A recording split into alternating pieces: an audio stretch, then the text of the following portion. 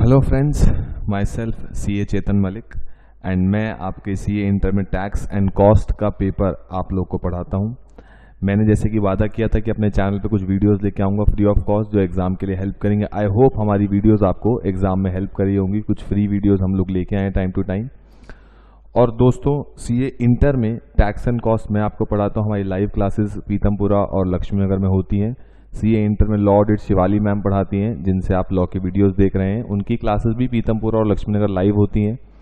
Pen drive और Google drive videos भी available है। आप नीचे जो नंबर फ्लैश हो रहा है उस पर कॉल करके आप हमारी वीडियोस के बारे में या लाइव क्लासेस के बारे में इंफॉर्मेशन ले सकते हैं। बस हाँ, ये एंड में याद जरूर रखिएगा, हमारी वीडियोस को लाइक करें, अपने दोस्तों के साथ शेयर करें, कमेंट करें। आपके कमेंट्स हमें मोटिवेट करते हैं कि हम आपके लिए ऐसी वीडियोस और बनाते रहें। और याद से हमारे चैनल को सब्सक्राइब करें, उसकी नोटिफिकेशन के लिए बेल आइकन को प्रेस करें ताकि आपके पास टाइम टू टाइम नोटिफिकेशन आती रहे। So enjoy the classes. ये चैनल आप लोगों के लिए, हमारी मेहनत अगर आप तक पहुंच रही है, आप प्लीज़ इसको एंजॉय कीजिए, अच्छे से एग्जाम दीजिए and God bless you all dear. मिलते हैं CA इंटर में। Thank you. चैप्टर नंबर 2 में आपके 3 टॉपिक्स हैं, demand, supply and consumer behaviour, जिसमें से लास्ट क्लास में हमने किया था डिमांड। एक बार रिवाइज कर लेते हैं, बातें बंद कर दो बिल्कुल। एक बार डिमांड का चैप्टर आओ जरा रिवाइज कर लेते हैं। लास्ट क्लास में किया था डिमांड का चैप्टर, एक बार रिवाइज कर लेते हैं। आ जाओ।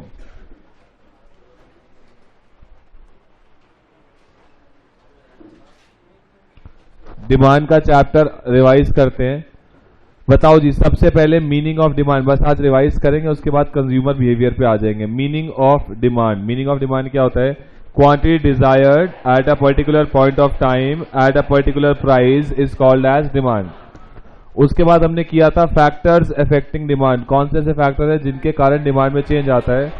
Price, price of related goods, income of consumer, future price expectation और टेस्ट एंड प्रेफरेंस। बोलते रहोगे, बोलते बोलते याद हो जाएगा। इकोनॉमिक्स और लॉ पूरी ऐसी है, आपको याद करनी है, समझनी तो है ही है, लेकिन इन दी एंड आपको याद होनी चाहिए।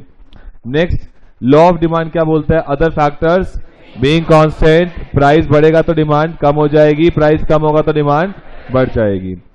अगर एक टेबल में प्राइस और डिमांड के डेटा को दिखाया जाए तो उस टेबल को क्या बोलते हैं?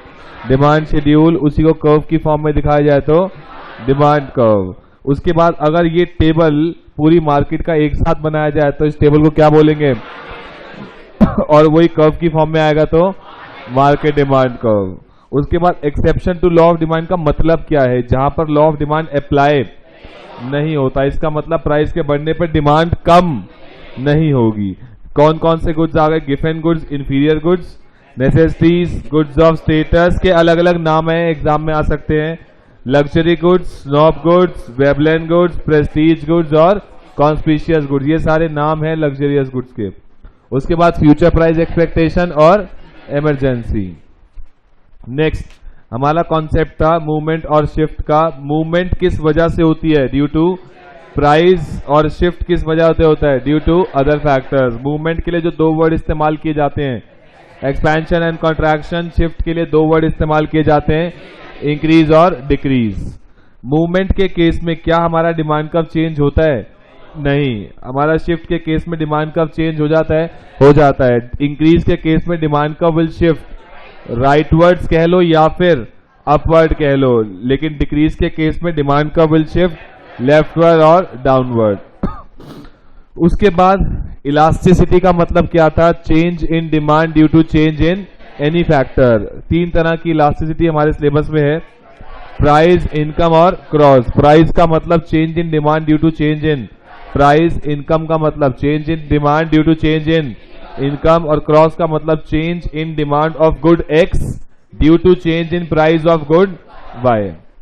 प्राइस इलास्टिसिटी निकालने के 4 मेथड्स है हमारे पास। Percentage method, arc elasticity, total expenditure और पॉइंट इलास्टिसिटी। परसेंटेज मेथड का formula percentage change in quantity demanded upon percentage change in arc का formula Q0 minus Q1 upon Q0 plus Q1 multiply plus P1 upon P0 minus P1। उसके बाद total expenditure के लिए जो हमें याद रखने वाली चीजें हैं, टोटल एक्सपेंडिचर और प्राइस अगर सेम डायरेक्शन में जाएं, टोटल एक्सपेंडिचर और प्राइस अगर सेम डायरेक्शन में जाएं तो इलास्टिसिटी लेस देन 1। अगर सेम दिशा में जाने वाले लोग कितने होते हैं आपके साथ? कम होते हैं, तो वो लेस देन 1। टोटल एक्सपेंडिचर और प्राइस ऑपोजिट डायरेक्शन में जाए तो मोर देन 1, और कोई रिलेशनशिप ना हो इक्वल टू 1। पॉइंट इलास्टिसिटी हम लोग कब यूज करते हैं? पॉइंट जहां पर चेंज बहुत कम होता है हमारे पॉइंट इलास्टिसिटी यूज करते हैं। इसका फॉर्मूला बता दो, lower segment upon upper segment. हमारी इलास्टिसिटी के कितने आंसर आ सकते हैं? 5। अच्छा, ये तो सवाल बात का हो गया। पहला, अगर एग्जाम में कुछ ना गिवन हो तो कौन सा मेथड यूज करोगे? आर्क मेथड यूज करोगे। कोफिशिएंट ऑफ इलास्टिसिटी कितने आंसर आ सकते हैं? Starting from 0, less than 1, equal to 1, more than 1 और इंफिनिटी। 0 का मतलब हमने सीखा था सर, आंसर 0 पता है कब आएगा?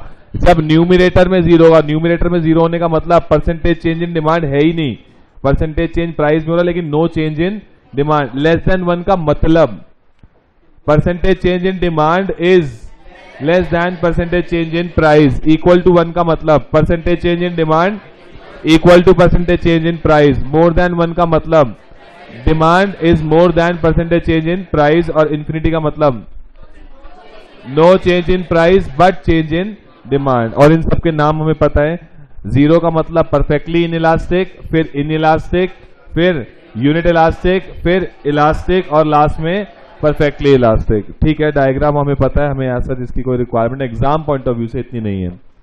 नेक्स्ट आते हैं, आज हमारा इस चैप्टर का इस चैप्टर का नाम क्या है? इस चैप्टर का नाम demand, supply and consumer behaviour, जिसमें से हमने डिमांड कर लिया, सप्लाई करेंगे लास्ट में।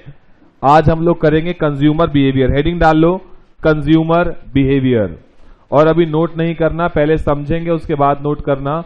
हेडिंग डाल लो consumer behaviour. Consumer behaviour,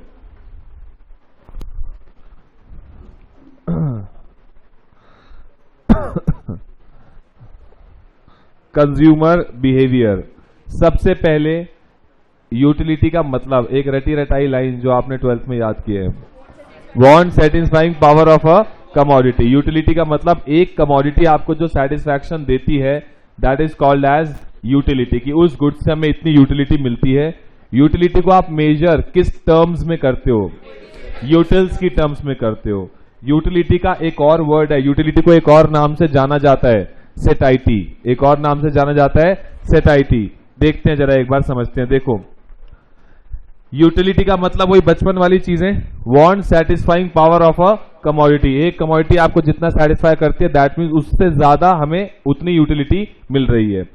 total utility और मार्जिनल का मतलब बताओ। टोटल का मतलब सारी यूनिट कंज्यूम करने से जो हमें ओवरऑल सेटिस्फैक्शन मिलती है, that is called as total utility. और एडिशनल एक एक्स्ट्रा कंज्यूम करने से जो हमें सेटिस्फैक्शन एक्स्ट्रा मिलती है, that is called as marginal. Example, पहली आपने यूनिट कंज्यूम की, आपको 10 यूटिल्स की सेटिस्फैक्शन मिली। दूसरी कंज्यूम की, टोटल मिला के 20 हो गई। तीसरी कंज्यूम की, टोटल मिला के 28। अगर मैं आपसे ये पूछूं कि तीनों यूनिट को कंज्यूम करने से आपको कितनी यूटिलिटी मिली, तो आप क्या बोलोगे?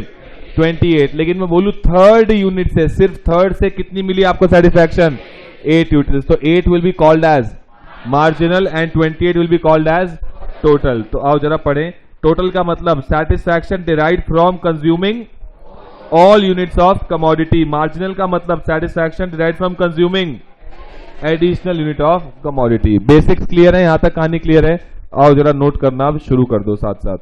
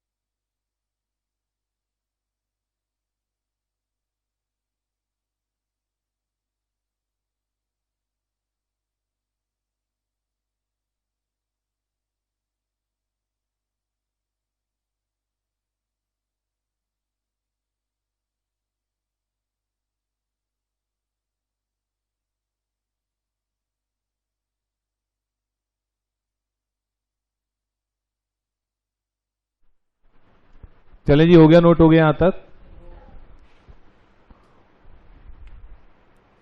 और लास्ट लाइन क्या बोल रही है? Satisfaction is measured in utils. ये बात भी हमें पता है। इसमें आपके लिए जो नई चीज आएगी वो आएगी बिजनेस एंड कमर्शियल नॉलेज, जो इसका सेकंड पार्ट है। फर्स्ट ये सारी चीजें आपने 12th में पढ़ी हुई हैं, इसमें कुछ भी नया नहीं है एज सच।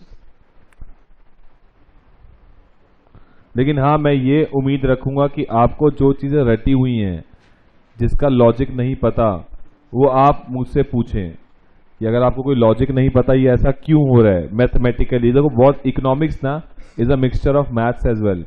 इसमें मैथ्स भी आती है, बीच में ग्राफ आ जाते हैं, वो ऐसा क्यों बन रहे हैं। मैंने कई कई जगह कोशिश की आपको बताने की कि शिफ्ट के केस में राइटवर्ड शिफ्ट क्यों हो रहा है। वो बिकॉज वो 2 डायमेंशनल डायग्राम है और वहां पर सिर्फ चेंजेस प्राइस और डिमांड में ही जब होंगे वही शो कर सकते हो आप, उसके अलावा शो नहीं कर सकते। बिकॉज 2 ही डायमेंशन है, एक पे प्राइस है, एक पे डिमांड है, उसके अलावा कोई भी चेंज आएगा that can not be shown in 2 dimensional diagram. That is why वो शिफ्ट हो जाता है, अपनी जगह से हिल जाता है। बाकी ठीक है, आओ जरा आगे चले। नेक्स्ट, बचपन वाली 2 चीजें बताओ जरा। सेटिस्फैक्शन को मेजर करने की 2 अप्रोचेज हैं, कार्डिनल और ऑर्डिनल। बताएं जरा, ऑर्डिनल का मतलब जिसको न्यूमेरिकल टर्म्स में मेजर कर सकते हैं या नहीं कर सकते हैं। मैं एग्जांपल देता हूं, चलो। 1 कप चाय मुझे उतनी सेटिस्फैक्शन देती है जितनी 2 कप कॉफी के होते हैं, पहला option. 1 cup of tea gives me same satisfaction जितनी सेटिस्फैक्शन 2 कप कॉफी देती है, पहला ऑप्शन। दूसरा ऑप्शन, 1 कप चाय से मुझे 4 यूटिल्स की सेटिस्फैक्शन मिलती है। पहले केस में क्या मैंने न्यूमेरिकली बोला या दूसरे क्या बोलते हैं कमोडिटी के कॉन्टेक्स्ट में बात की? कॉन्टेक्स्ट में बात की। दूसरे एग्जांपल में मैंने क्या बोला? 1 कप चाय से मुझे कितनी सेटिस्फैक्शन मिलती है? 4 यूटिल्स। तो आप बताएं मेरी कौन सी अप्रोच थी? पहली वाली ऑर्डिनल और दूसरी वाली कार्डिनल। सिंपल सा लॉजिक क्या निकल के आया सर? जब हम न्यूमेरिकल टर्म्स में मेजर कर पाते हैं यूटिलिटी को, जो मेरा सेकंड एग्जांपल था कि 1 cup of tea gives me satisfaction of 4 utils, numerically मैं आपको बता रहा हूं, that is called as cardinal approach. Ordinal का मतलब जब मैं न्यूमेरिकली मेजर ना कर पाऊं और मैं दूसरे कमोडिटी के कॉन्टेक्स्ट में बात कर रहा हूं। 1 कप चाय मुझे कितनी सेटिस्फैक्शन देती है? 2 कप्स ऑफ कॉफी। तो दैट मीन्स मैं किस कॉन्टेक्स्ट में बात कर रहा हूं? ऑर्डिनल। पॉइंट क्लियर हो गया?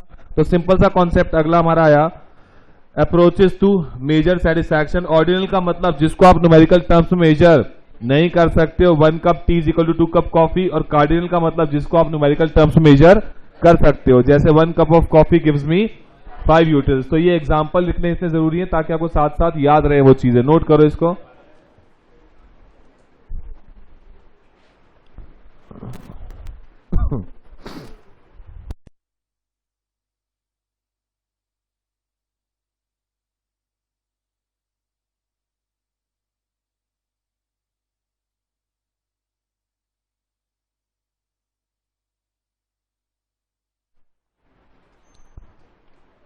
वैसे घर जाके कोई न्यूज देखता नहीं देखता? ये सब पोगों में लगे रहते हैं। वैसे रोज आपको न्यूज देखनी चाहिए। मैं रोज बोलता हूं कि एक न्यूज आपको डेली की, आपके पास दिमाग अपडेटेड रहता है आजकल हमारे आसपास क्या चल रहा है। और ये टाइम फाउंडेशन में मिलेगा, आगे जाके मिलने वाला है नहीं। तो थोड़ा सा अपने आप को अपडेटेड रखा करो। कोई ताजा खबर आज की? क्या हो गया? हाँ, वो सिख का कुछ ड्रामा हुआ अभी। वो सिख और पुलिस में कोई लड़ाई हो गई थी। हाँ, ये अच्छी बात है। ऐसी खबरें तुम्हें पता होनी चाहिए थोड़ी बहुत।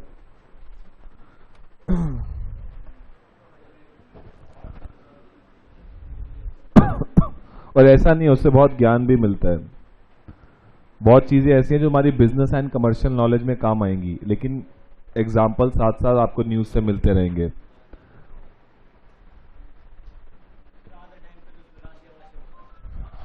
अब तू देखेगा इंडिया टीवी तो यही होगा ना। राशि कहाँ बताते हैं? वो रात, या तो तू रात को 12 बजे देखता है, वो रात को 12 बजे शुरू होते हैं उल्टे सीधे प्रोग्राम। या तो तू वो देखता है राशियां, वही बताते हैं, या तो बिल्कुल अर्ली मॉर्निंग बताते हैं, दिन में तो मैंने कभी देखा नहीं राशियां बताते हुए। खैर, नेक्स्ट नेक्स्ट नेक्स्ट।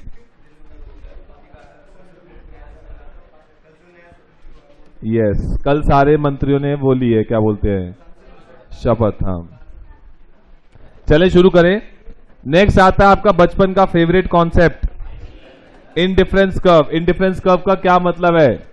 एक ऐसा कर्व जो क्या दिखाता है, combination of two goods which gives us same level of satisfaction at any point of time. Point clear हुआ?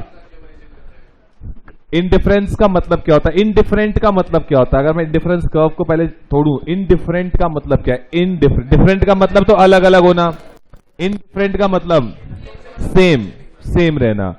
मेरे पास दो सिचुएशन है, मैं एक एग्जांपल देता हूं। मेरे पास दो सिचुएशन है और मैं बोल रहा हूं कि मैं दोनों में इनडिफरेंट हूं। इसका मतलब क्या है कि मुझे दोनों में से कोई भी चुनूं, कोई फर्क नहीं पड़ता। इनडिफरेंट मतलब मेरे लिए सेम एप्लीकेबल है, सेम ऑप्शन है, मैं कोई भी चुन लूं। तो इंडिफरेंस कर्व का मतलब भी यही है कि एक ऐसा कर्व जो एक कंज्यूमर के बारे में क्या दिखाता है कि इसके दो गुड्स के अलग अलग कॉम्बिनेशन बना दिए जाएं तो इसको क्या मिलती है, सेम लेवल ऑफ सेटिस्फैक्शन। तो basically it shows the combination of two goods which gives us equal satisfaction. उसके बाद ये किस चीज पे बेस्ड है? Ordinal approach. सर कैसे? देखो, हम ऑर्डिनल का मतलब क्या होता है कि जब हम एक गुड्स के बारे में बात करते हैं दूसरे गुड्स के कॉन्टेक्स्ट में, तब होता है ऑर्डिनल। और यहां पर भी जब हम सेटिस्फैक्शन की बात करेंगे, जब आप कॉम्बिनेशन बनाओगे तो वो भी दो गुड्स के अलग अलग, कि एक कप ऑफ टी, दो कप ऑफ कॉफी, ऐसा करके अलग अलग कॉम्बिनेशन बनाते हो। यहां पे कार्डिनल अप्रोच यूज नहीं होती है। हम कौन सी अप्रोच यूज करते हैं? ऑर्डिनल। इंडिफरेंस कर्व कैसा होता है? Convex to the point of origin. ऐसा क्यों? ड्यू टू डिमिनिशिंग एमआरएस या एमआरटीएस? एमआरएस का मतलब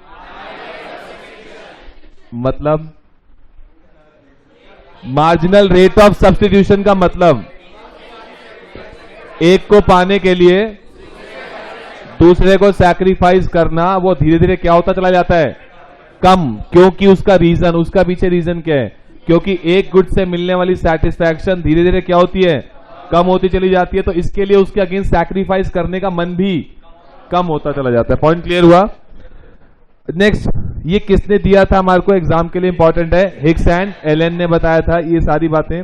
प्रॉपर्टीज की बात कर लेते हैं। ये downward sloping from left to right, ये बात हमें पता है। नेक्स्ट, ये दो इंटरसेक्ट कर सकते नहीं कर सकते? नहीं कर सकते। नेक्स्ट पॉइंट बताओ। It is convex to the point of origin because of diminishing marginal rate of substitution. MRS diminish होता चला जाता है। Higher indifference curve shows higher level of satisfaction. Indifference curve cannot touch x axis और y axis. इसके पीछे reason बताओ। Exactly, अगर x और y को टच कर देगा तो इसका मतलब दूसरा गुड है ही नहीं, और जब तक दो गुड्स नहीं है इंडिफरेंस कर्व एग्जिस्ट ही नहीं करता। इंडिफरेंस कर्व का मेन पॉइंट ही क्या है? ये कितने गुड्स के कॉम्बिनेशन दिखाता है? दो गुड्स के। परफेक्ट सब्स्टिट्यूट्स के केस में, ये क्वेश्चन दो बार एग्जाम में आ चुके हैं दोनों। परफेक्ट सब्स्टिट्यूट्स के केस में इंडिफरेंस कर्व हमेशा कैसा होगा? Straight line. और परफेक्ट कॉम्प्लीमेंट्री के केस में एल शेप। इसके पीछे क्या रीजन है इसके बारे में हम बात करेंगे डिटेल में। अभी पहले यहां तक एक बार नोट कर लेते हैं। और एमआरएस का मतलब देख लो एक बार। एमआरएस का मतलब देख लो, एमआरएस को एक्सप्लेन किया, जिसको नहीं समझ में आया देख लो एक बार। एक ऑरेंज खा रहा था मैं पहले और 4 एप्पल्स खा रहा था। मैंने कहा यार मुझे एक ऑरेंज और चाहिए, तो मैंने कहा ठीक है मेरे को साथ में 2 एप्पल दे दो। मैंने कितने एप्पल सैक्रिफाइस कर दिए एक ऑरेंज के लिए? 2 एप्पल सैक्रिफाइस कर दिए एक ऑरेंज के लिए। उसके बाद एक ऑरेंज और खाने के लिए मैंने 2 से 1 एप्पल पे आ गया। कितने एप्पल सैक्रिफाइस किए? 1। तो एक एक ऑरेंज बढ़ता जा रहा है, लेकिन जो सैक्रिफाइस का रेशियो है वो क्या होता जा रहा है? कम। पहले 2 सैक्रिफाइस किए फिर 1 सैक्रिफाइस किया। This is called as decreasing marginal rate of substitution. एक को पाने के लिए दूसरे को सैक्रिफाइस करने का जो रेशियो है वो क्या होता चला जाता है? कम होता चला जाता है। रेट, इसका मतलब क्या है?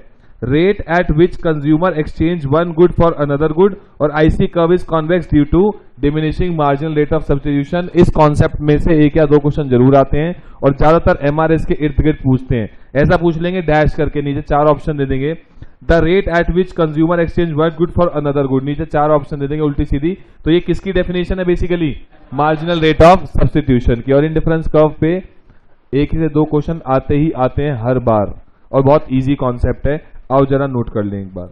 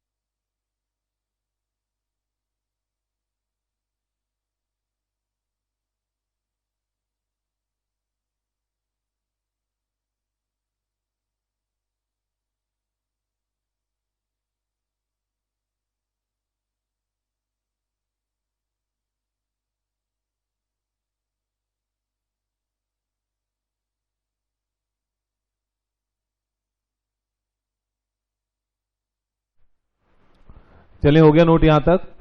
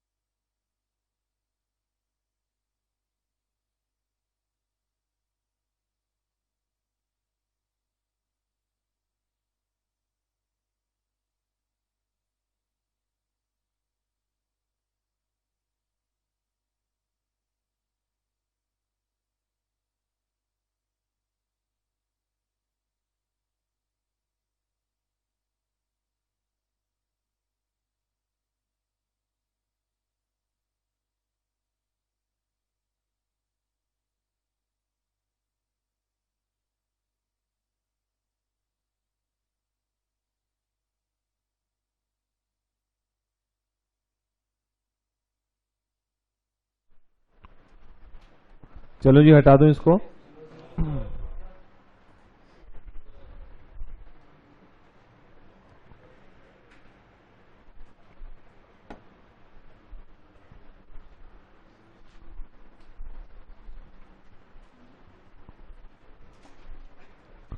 हो गया, नोट हो गया।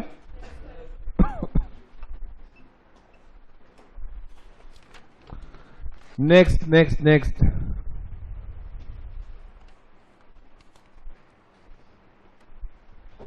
नेक्स्ट कहानी हटा दो इसको। नेक्स्ट हमारी कहानी है बजट लाइन। आप मुझे बताओगे बजट लाइन का क्या मतलब होता है।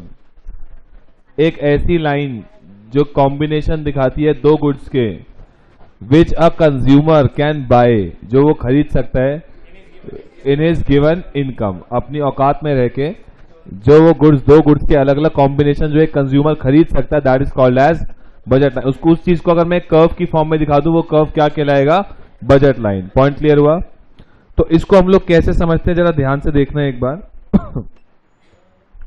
मैं ज्यादातर बजट लाइन को बोलता हूं औकात की लाइन। ये बेसिकली क्या शो करती है, एक गिवन इनकम में, एक गिवन आपके पास पैसे है, उसमें दो गुड्स के अलग अलग कितने कॉम्बिनेशन खरीद सकते हो, that is called as budget line. और वही दो गुड्स के कॉम्बिनेशन कितनी सेटिस्फैक्शन देंगे, वही दो गुड्स के कॉम्बिनेशन कितनी सेटिस्फैक्शन देंगे, वो कौन दिखाता है, इंडिफरेंस कर्व।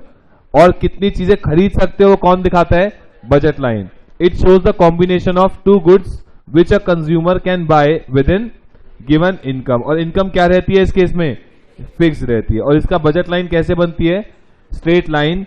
और अगर इसके अंदर कोई पॉइंट है, वो क्या शो करता है कि इनकम पूरी तरीके से स्पेंट नहीं है, और पॉइंट ऊपर क्या शो करता है, income is fully spent. Point clear हुआ। इसको पहले नोट करो, फिर नेक्स्ट कॉन्सेप्ट बड़ा मजेदार कॉन्सेप्ट है।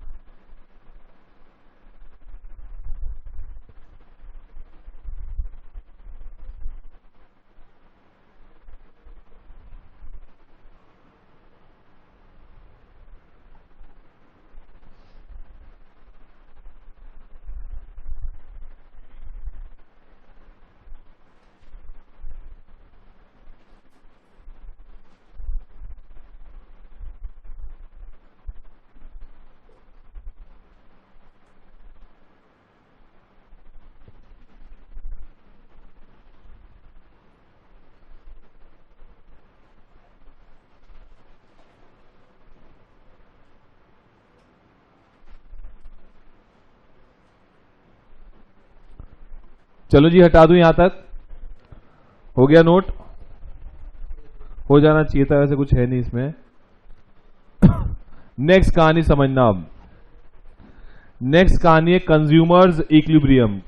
कंज्यूमर इक्विलिब्रियम जब भी बात होती है, इस लाइन का मतलब क्या है कि कंज्यूमर कहां पर आकर रुक जाएगा, और कंज्यूमर रुकेगा कब, जब उसको मैक्सिमम सेटिस्फैक्शन मिलेगी अपनी गिवन औकात में। कैसे सर, दोबारा देखो एक बारी। पहला, नॉर्मल है ये, मेरे खैर दोस्त है बनिए। तो एक बनिया लड़का है, ठीक है, उसके पास पैसे हैं जेब में 300, उसकी औकात है 300 रुपए की, पर वो अपने किसी दोस्त या दोस्तनी के साथ उसको मूवी के लिए लेके गया 75 रुपए वाली टिकट में। तो उसके पैसे कितने खर्च हुए, 150 रुपए। सेटिस्फैक्शन वो ले रहा है 150 वाली, जबकि औकात कितने की है, 300 वाली। लेकिन उसकी जो दोस्तनी थी वो हो सकता है पंजाबी हो, तो उसको इसमें मजा नहीं आया। वो कहते तेरे पास है 300, तो तू पैसे 150 क्यों खर्च रहा है। सेकंड ऑप्शन, उसकी दोस्तनी ने बोला मुझे 450 वाली टिकट चाहिए, लेकिन उसके पास पैसे कितने हैं, 300। क्या वो खर्च पाएगा, औकात से बाहर जा नहीं सकता। तो तीसरी बात क्या आई, तीसरी बात, पैसे हैं 300 और टिकट भी कितने वाली ले ली, 150 इंटू में 2, 300 वाली 2 टिकट ले ली। तो अपनी औकात में रहते रहते उसने मैक्सिमम सेटिस्फैक्शन गेन कर ली। अब वो यहां से हिलना और उस दोस्तनी से हिलना, नहीं चाहेगा, बिकॉज उसमें गिवन औकात में उसको क्या मिल रही है, मैक्सिमम सेटिस्फैक्शन। तो पॉइंट क्या है, जब आपकी बजट लाइन और इंडिफरेंस का टेक्निकली बात करें, बजट लाइन आपकी औकात दिखाती है, एक आपकी गिवन इनकम दिखाती है कि आपके पास कितना पैसा खर्चने के लिए, और इंडिफरेंस कर्व क्या दिखाता है, लेवल ऑफ सेटिस्फैक्शन। तो हमारी बजट लाइन और इंडिफरेंस कर्व जहां पे क्या हो जाते हैं, टेंजेंट, जहां पे वो मिल जाते हैं, at this point is called as consumer's equilibrium. और बिल्कुल शॉर्ट में बात करें तो कंज्यूमर को इक्विलिब्रियम कब होगा, जब उसको मैक्सिमम सेटिस्फैक्शन मिलेगी विद इन गिवन इनकम, या फिर अपनी बजट लाइन में रहते रहते जो उसको मैक्सिमम सेटिस्फैक्शन मिलेगी, that point is called as consumer's equilibrium. Point clear हो गया। तो अपने को ये दोनों नोट नहीं करने, हमारे लिए मेन यही है, कंज्यूमर का इक्विलिब्रियम का मतलब एक ऐसा पॉइंट जहां पर budget line is tangent to indifference curve, budget line जहां पे टेंजेंट है किसके, इंडिफरेंस कर्व के, this point is called as consumer's equilibrium. Point clear हो गया। पढ़ के देखते हैं एक बारी, where indifference curve is tangent to budget line, जहां पर इंडिफरेंस कर्व बजट लाइन के टेंजेंट हो जाए, और वेयर, सेकंड पॉइंट मेन तो ये है, वेयर मैक्सिमम सेटिस्फैक्शन आपको मिल रही है, is derived within given income, it is known as consumer's equilibrium. Point clear हुआ। इसकी मेन एजम्पशंस क्या है, चार।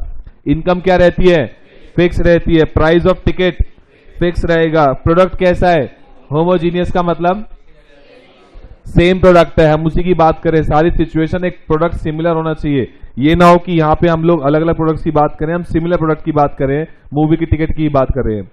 उसके बाद कंज्यूमर कैसा है, समझदार है, ऑब्वियसली समझदार है ही कि इसको भगाए, इसको भी भगाए और इसके साथ रहे, कंज्यूमर समझदार है। पॉइंट क्लियर हो गया।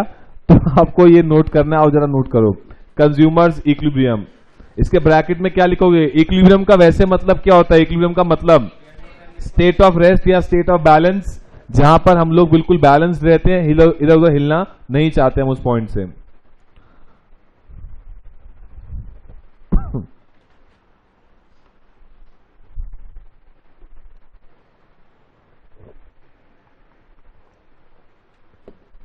यहां पे भी वैसे मेरे हिसाब से अप्रोक्सीमेटली 70-80% लोग बनिए होंगे। वैसे कौन है यहाँ पे बनिया, कौन है, अब जानबूझ के हाथ नहीं खड़े करेंगे, ऐसा नहीं है, नहीं वैसे जनरली बुरा ना माने, कौन है वैसे बनिए यहाँ पे, है कौन, बहुत कम है यार यहाँ तो, मैं ऐसे बेचारे बनियों, ठीक है टेंशन क्या है, फिर तो मैं थोड़ा कर सकता हूँ बनियों के बारे में, है किसको, अच्छा खुद बनियाओ, खुद बनिया और बनिए पसंद नहीं है, ऐसा क्यों, नहीं मतलब क्यों,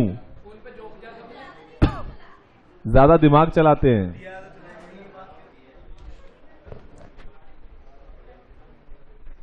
दिमाग ज्यादा नहीं चलाते, वो हर चीज में पैसा बचाने की कोशिश करते हैं, वही दिमाग ज्यादा चल जाता है बस।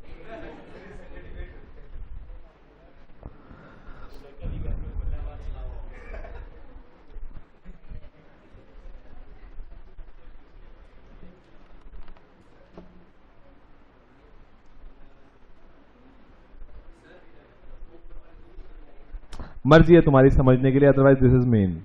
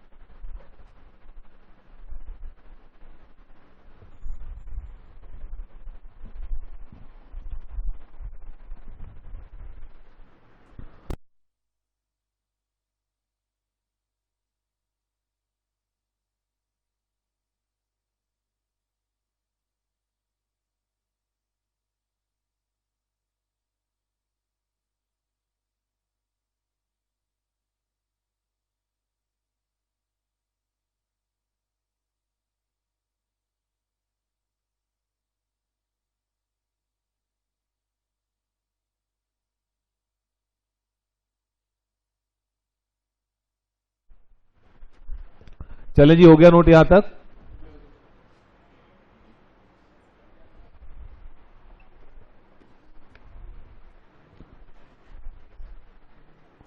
हटा दो इसको।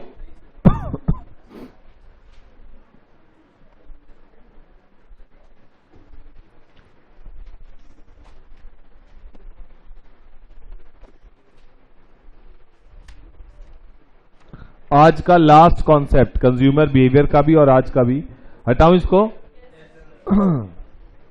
आप मुझे बताओगे कंज्यूमर सरप्लस का मतलब क्या होता है? कंज्यूमर सरप्लस,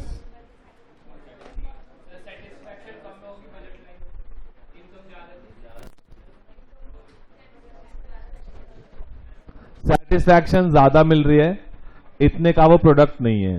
जैसे कि फॉर एग्जांपल, एक यूनिट को खाने से, किसी भी चीज की एक यूनिट को खाने से आपको, लेट सपोज, देखो इसको समझना पहले, उसके पीछे लॉजिक समझना। एक यूनिट को खाने से आपको जो सेटिस्फैक्शन मिली दैट इज 15 यूटिल्स। सेटिस्फैक्शन तो सर यूटिल्स में ही मिलती है। उस यूनिट का जो प्राइस है वो 5 रुपए है।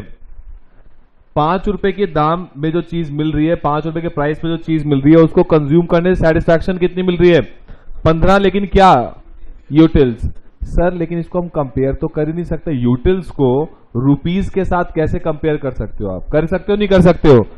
सर अगर मुझे यह पता लग जाए कि एक यूटिल कितने रुपए के बराबर है, तो पहले मैं इस सेटिस्फैक्शन को भी किस में कन्वर्ट कर लूंगा? रुपीस में, और फिर मेरे लिए बहुत आसान हो जाएगा कंपेयर करना। तो मैंने आपको यह कहा, let's suppose example 1 util is equal to 1 rupee. एक यूटिल 1 रुपए के बराबर है। तो अगर किसी चीज को खाने से 15 यूटिल्स की सेटिस्फैक्शन मिलती है, उसको रुपीस में कन्वर्ट करना हो, तो मैं क्या बोल सकता हूं? 15 रुपए की सेटिस्फैक्शन मिलती है, because 1 util is equal to 1 rupees. अब आप इसको कंपेयर कर सकते हो। 5 रुपए की चीज खाने से, 5 रुपीज की चीज खाने से आपको 15 रुपए की सेटिस्फैक्शन मिल रही है। 5 रुपए की चीज है, सेटिस्फैक्शन कितने रुपए की है? 15 रुपए की। तो कितनी ज्यादा मिली आपको? 10 रुपए की एक्स्ट्रा सेटिस्फैक्शन, एंड दैट 10 रुपए is called as consumer surplus. Point clear हो गया? मुझे एक सवाल का सिंपल सा जवाब देना, जिस चीज से आपको 15 रुपए की सेटिस्फैक्शन मिलेगी, उसके लिए कितने रुपए आप देने को अपनी जेब से तैयार हो? Sir maximum 15। पॉइंट क्लियर हुआ? तो जो आपको सेटिस्फैक्शन मिलती है ना किसी भी यूनिट से, that is what a consumer is willing to pay. Consumer is willing to pay का मतलब कंज्यूमर जो अपनी जेब से खर्च करना चाहेगा।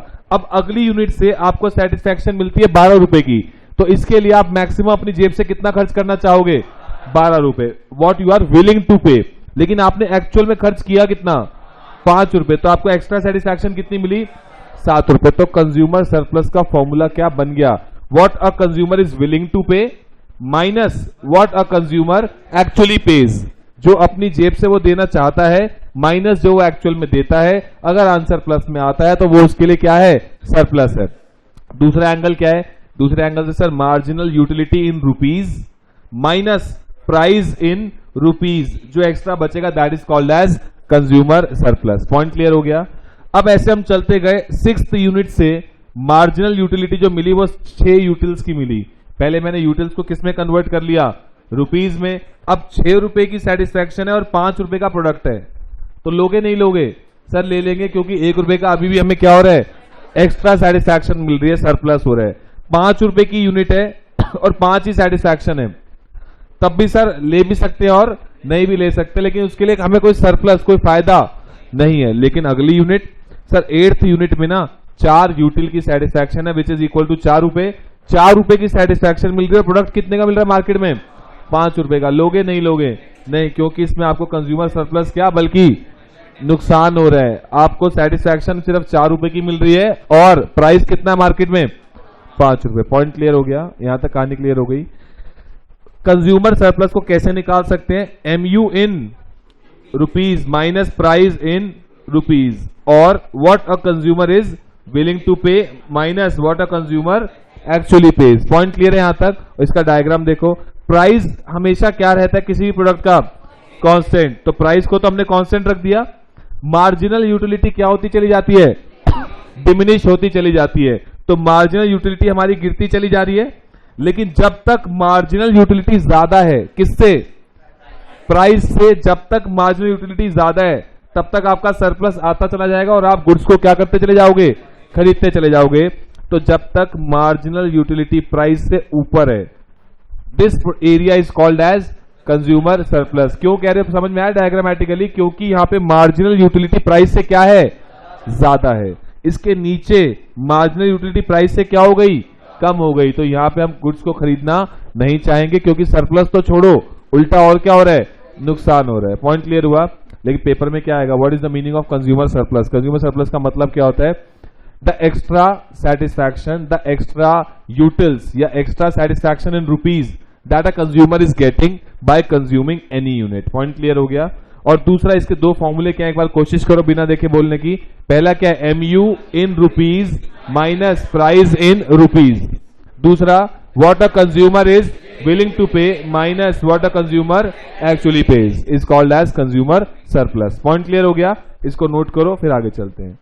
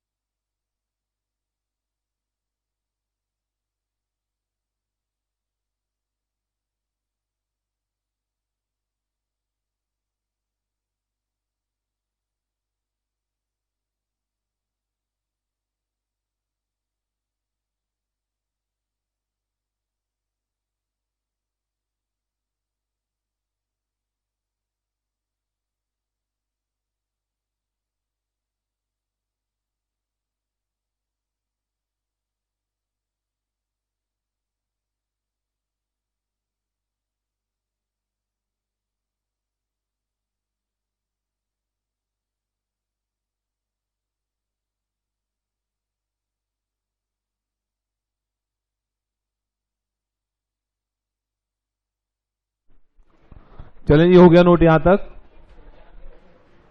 डायग्राम बना लो।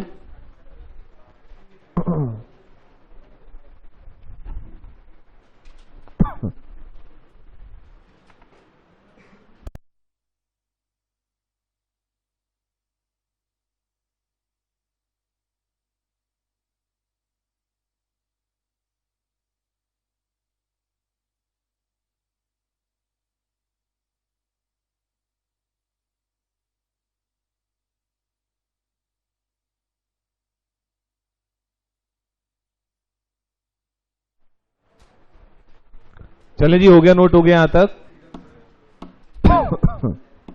हटा दो इसको।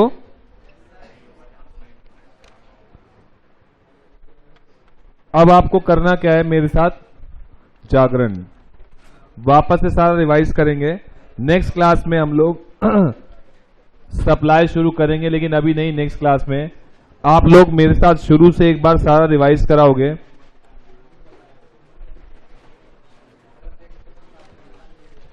आओ जरा शुरू करें, जरा कॉपीज कर दो बंद, मैं आपको दिखा दूंगा यहां पर, टेंशन नहीं है। कॉपी बंद कर दो, अब बोलोगे याद हो जाएगा, बार बार बोलोगे, रिपीट करोगे तो। चलें शुरू करें।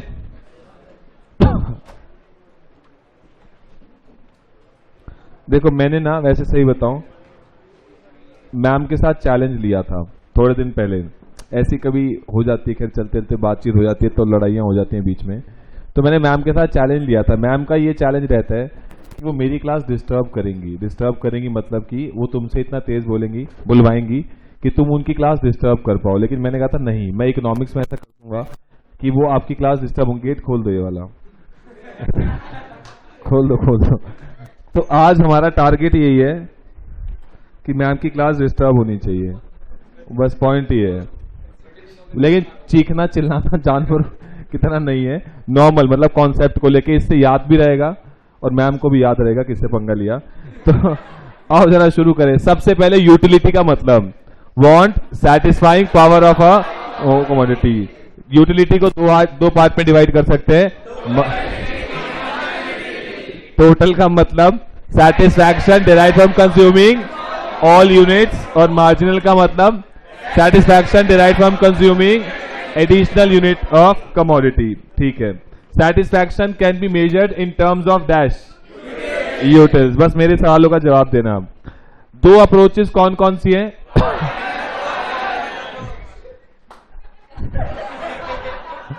ऑर्डिनल और मार्जिनल अप्रोच। ठीक है। अच्छा 2 मिनट, बस 2 मिनट और करेंगे हम। ठीक है।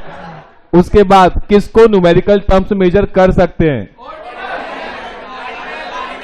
कार्डिनल। किसको न्यूमेरिकल टर्म्स में नहीं कर सकते? Ordinal. Indifference curve shows the combination of which gives us equal satisfaction. It is based on ordinal approach. It is given by X and L N. इसका कर्व कैसा होता है? दो इंटरसेक्ट करते नहीं करते? Higher indifference curve shows. Perfect substitute के case में कैसा रहेगा? स्ट्रेट लाइन, और कॉम्प्लीमेंट्री के केस में एल शेप। उसके बाद convex to the point of origin. ऐसा क्यों होता है? Diminishing marginal rate of substitution. Next. उसके बाद बजट लाइन बेसिकली है क्या? It shows the combination of which we can buy or which gives us equal satisfaction. We can buy within given income. It is obviously क्या रहती है हमेशा? ये straight line. Consumer equilibrium का मतलब where indifference curve is tangent to किसके? Budget line. वो आ गया कंज्यूमर्स इक्विलिब्रियम। उसके 4 एजम्पशन है जो एग्जाम में आती है। इनकम क्या रहती है? फिक्स प्राइजेस, फिक्स प्रोडक्ट कैसा? होमोजीनियस, और कंज्यूमर रैशनल। कंज्यूमर सरप्लस का मतलब सिर्फ फॉर्मूला बताना है। What a consumer is willing to pay minus what a consumer actually pays. Second formula MU in rupees minus price in rupees. बस ठीक है, थैंक यू। मिलते हैं नेक्स्ट क्लास में।